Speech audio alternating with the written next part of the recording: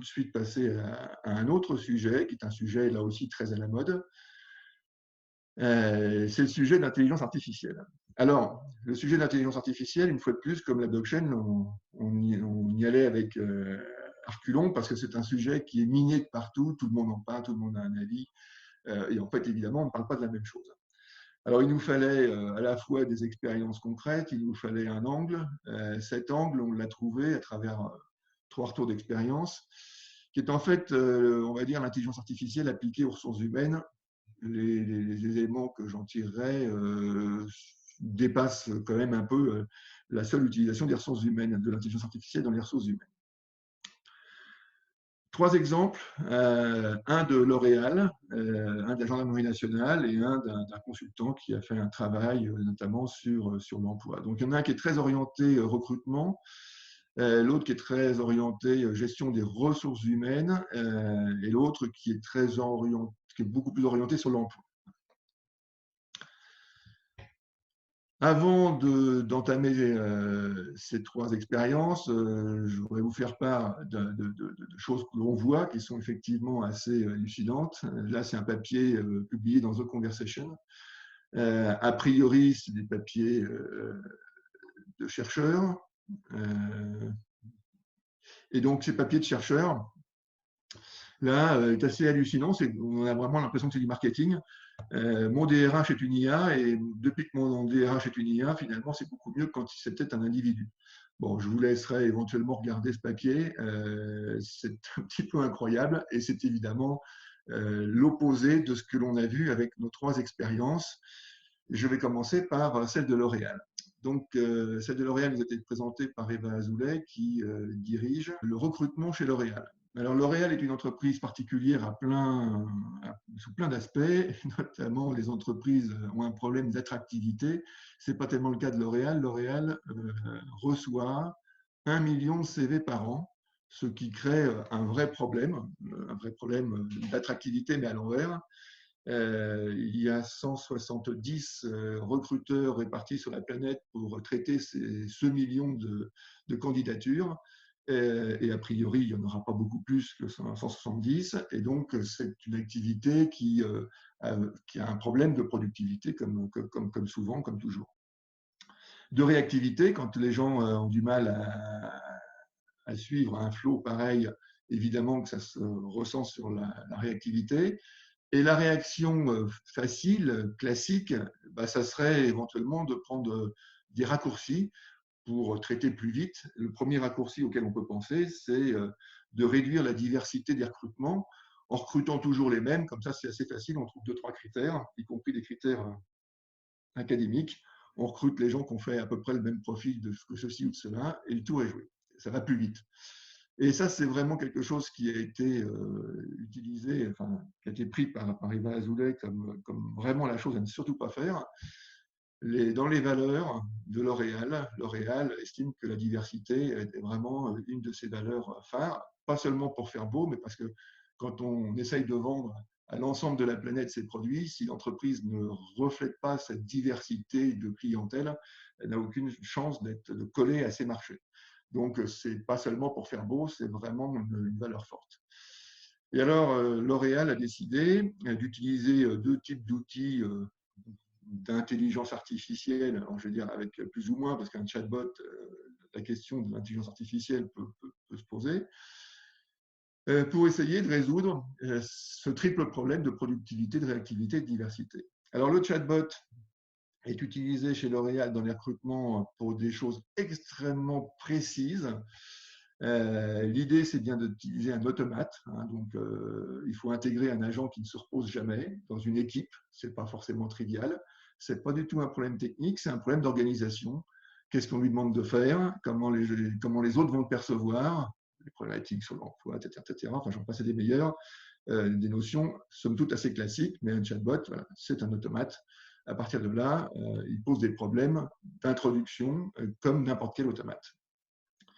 Ce que L'Oréal a voulu faire, c'est de réduire le champ fonctionnel de manière vraiment très restreinte à des choses hyper basiques sur lesquelles il n'y avait aucun risque et où il y avait une plus-value pour l'utilisateur. pour le client, en l'occurrence le recruté. En fait, le chatbot ne vise qu'à vérifier l'éligibilité de la candidature aux conditions du poste. Si quelqu'un qui candidate sur un poste qui est notoirement à Nancy et qu'il habite Paris, a priori, on va s'en apercevoir à ce stade et on va bien vérifier avec lui que ça ne pose pas de problème d'aller à Nancy. À condition de restreindre ce champ fonctionnel, il est possible évidemment que l'automate le fasse beaucoup plus vite qu'un individu, et surtout à n'importe quelle heure du jour et de la nuit. Autrement dit, puisse répondre très très rapidement aux candidats. Premièrement, j'ai bien reçu. Deuxièmement, vous êtes éligible, donc on va revenir vers vous rapidement. Voilà à quoi sert le chatbot. C'est un usage extrêmement restreint, extrêmement prudent, ce moyennant quoi ça marche et ça marche bien. Et ça apporte de la plus-value aux recrutés. Et puis quelque chose de beaucoup plus subtil, c'est d'utiliser l'IA pour de vrai, pour essayer d'élargir la diversité dans le recrutement. L'idée, c'est de demander à travers 5 questions ouvertes aux recrutés de répondre en une dizaine de lignes sur 5 questions ouvertes et que l'intelligence artificielle arrive à essayer de voir dans ces réponses ouvertes, dans ces réponses à ces questions ouvertes, si les réponses du candidat matchent avec l'aspect culturel, la compatibilité culturelle avec la culture maison, la culture L'Oréal. Alors comment ça marche? Évidemment, ça sous-entend que on va prendre chez L'Oréal des gens qu'on estime représentatifs de la culture L'Oréal. On va leur faire le même exercice et on va demander à l'intelligence artificielle d'essayer de voir des similitudes et essayer de commencer à grouper. L'idée, comme toujours, chez L'Oréal en tout cas, c'est surtout que la machine ne décide pas, c'est de tirer la manche du recruteur en disant tiens, celui-là, il a un parcours vraiment très atypique que tu n'aurais peut-être pas eu dans tes radars, mais il a l'air d'être quand même très compatible avec ce qu'on a envie d'avoir comme recruté. Est-ce que ce serait peut-être intéressant? Regarde ce que tu en penses. Et tout ça, ça oblige les recruteurs à extérioriser et discuter les règles de recrutement, les règles et les biais habituels et les biais que l'IA peut apporter. Ça veut dire que c'est extrêmement, ça prend énormément de temps. Et pour L'Oréal, c'est très clair, qui est réparti sur toute la planète. Il y a des pays qui ont la possibilité d'utiliser ces technos-là. C'est des pays qui sont en gros où il y a la plus grosse volumétrie et où il y a des équipes constituées, significatives et volontaires. Donc ça passe sur le volontariat. Parce que si on essaye d'appliquer ce genre de dispositif en essayant en ne portant pas l'attention qu'il faut à cette discussion, à cette extériorisation des règles avant, après et comment on progresse, eh bien, il y a toutes les chances de penser qu'on va vers des effets de bord qui sont tout à fait détestables. Le juge de paix, c'est la réputation. La réputation, L'Oréal y tient comme la prunelle de ses yeux. L'Oréal est une des plus fortes marques, c'est la plus forte marque française, c'est l'une des plus fortes marques au monde. Pas seulement L'Oréal, mais aussi la plupart de ses marques filiales. Et donc, son risque réputationnel est absolument gigantesque. Et Eva Azoulay nous a raconté deux, trois histoires qui montrent à quel point, s'il n'y avait pas eu des boucles de rétroaction hyper rapides pour réagir très, très vite, il y aurait eu des difficultés, même avec des approches à ce point prudentes. Autre expérience, celle de la gendarmerie nationale. Alors, je triche un peu, parce que c'est un cas qu'on a eu en tout début janvier de cette année, mais je le mets quand même en 2019. Figurez-vous que la gendarmerie nationale, alors c'est la RH au niveau, la gendarmerie nationale, hein, la gendarmerie nationale fait plein de choses sur le plan digital, là on va parler que des RH. Le général Vaquette qui est venu nous en parler, chef de projet sur ces questions-là. Les gendarmes, eux aussi, subissent le même problème que tout le monde. Ils commandent sur Amazon, ils refont des recherches sur Google. Ils ont donc l'habitude que ça marche tout le temps. Ils ont donc l'habitude d'avoir une super réactivité, une traçabilité, une transparence. Et ils exigent d'être gérés de la sorte désormais. Alors là encore, la gendarmerie nationale, en tout cas la DRH de la gendarmerie nationale, a mis en place deux choses. Un chatbot. Là encore, c'est quasiment exactement la même chose que pour L'Oréal. C'est bien une problématique qui est absolument pas technique, mais d'organisation. Il s'agit d'intégrer un automate qui, par définition, ne se repose jamais et peut réagir très très vite à tout moment de la journée, sur un champ là aussi hyper restreint, à des choses très faciles à canaliser, des demandes de statistiques, autour de la mobilité, du statutaire ou de l'avancement. Donc les questions sont peu ambiguës, les réponses sont peu ambiguës. Ça marche très très bien, il n'y a pas beaucoup d'effets de bord. Le chatbot pourrait faire beaucoup plus que ça, mais dans les deux cas, que ce soit pour L'Oréal ou pour la gendarmerie nationale, vraiment, c'est une volonté extrêmement claire et ferme de restreindre à des fonctionnalités très, très précises, à la limite peu ambitieuses, mais au moins qui marchent tout le temps et qui amènent un premier niveau de service. Et puis, une utilisation, alors l'IA, c'est plutôt en devenir à la gendarmerie nationale à travers 17 projets en cours, mais qui vraiment, qui commencent à être bien avancés parce qu'il y a eu un premier effet qui n'est pas totalement de l'IA, on ne pourrait pas le dire comme ça, mais qui est un effet qui a complètement convaincu la totalité de la direction de la gendarmerie nationale. C'est ce que le général Baquet appelle WesRH. Il a tout simplement utilisé des API que l'on trouve sur le web pour proposer, vous savez que les gendarmes, comme beaucoup de militaires, comme beaucoup de gens, doivent tous les 3 ans faire des demandes de mutation. C'est un peu le parcours sup de la gendarmerie nationale. On leur demande des choix et on essaye, autant que possible, de répondre le mieux possible à leurs choix. Donc, choix numéro 1, choix numéro 2, etc. La grande question pour tous les gens qui sont chargés, enfin, qui sont conduits à faire ces demandes de mutation, c'est pourquoi est-ce que je vais demander telle ou telle affectation. Alors évidemment, les affectations au soleil, on peut comprendre les raisons extra-professionnelles, mais en dehors de ça, quelle affectation serait plus intéressante pour ma carrière? Jusqu'à présent, c'était vraiment quelque chose d'assez obscur. Et donc, si ils parlent de gouvernance RH augmentée, c'est parce qu'ils veulent mettre, comme on le trouve aujourd'hui sur Internet, et c'est une demande extrêmement forte des gendarmes, plus de transparence, plus de réactivité. Et donc, pourquoi il parle de Waze RH? C'est de faire une application qui finalement fait un peu comme sur Waze. En fonction du trafic, eh bien, on vous conseille de prendre un itinéraire bis, autrement dit, en fonction du nombre de demandes qu'il y a sur telle ou telle affectation, eh bien, on vous suggère, on vous propose de prendre telle ou telle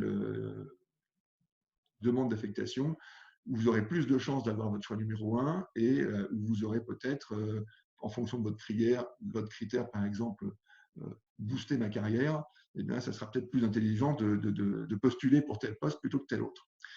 Alors, avec un enseignement absolument majeur, c'est que finalement, le SI RH de la gendarmerie nationale est d'une richesse absolument incroyable. Comme le personnel est encaserne, c'est-à-dire qu'en fait, ils ont des informations, évidemment, sur la vie professionnelle de chaque personne, mais évidemment sur un certain nombre de ces données personnelles. Comme ils sont encasernés, par définition, ils ont des informations sur la taille de la famille, sur la profession du conjoint, sur les études poursuivies, voilà.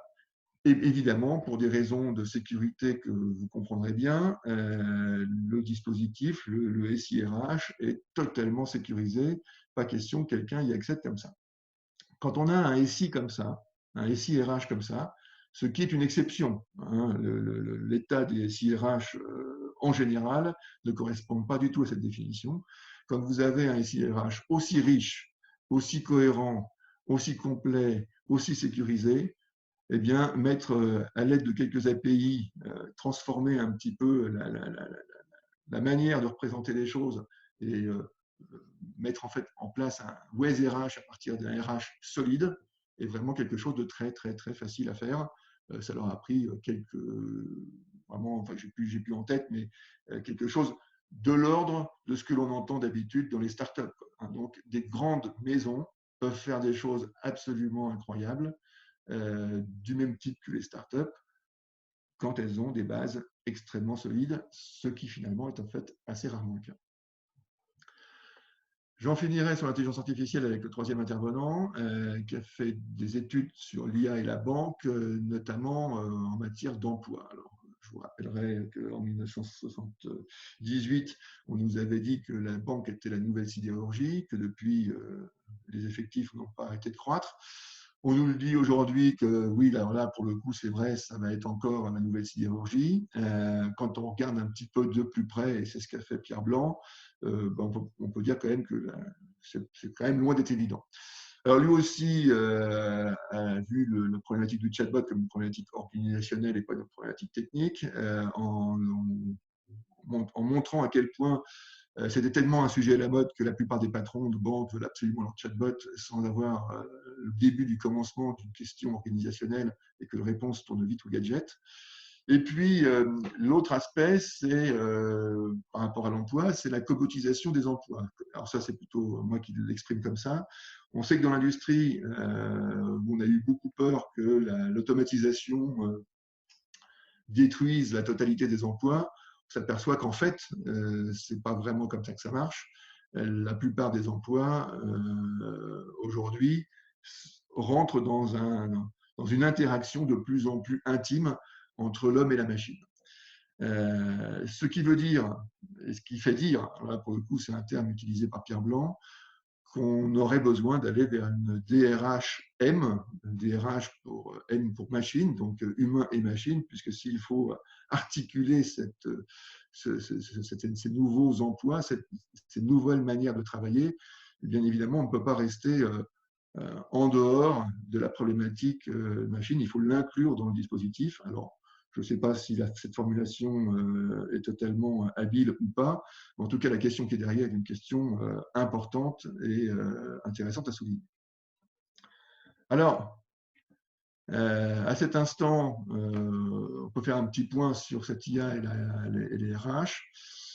On a vu que ces trois approches, enfin surtout les deux très concrètes de L'Oréal et de la Gendarmerie nationale, marient à la fois ambition, grande ambition, vouloir utiliser l'IA pour augmenter la diversité, c'est vraiment quelque chose d'ambitieux.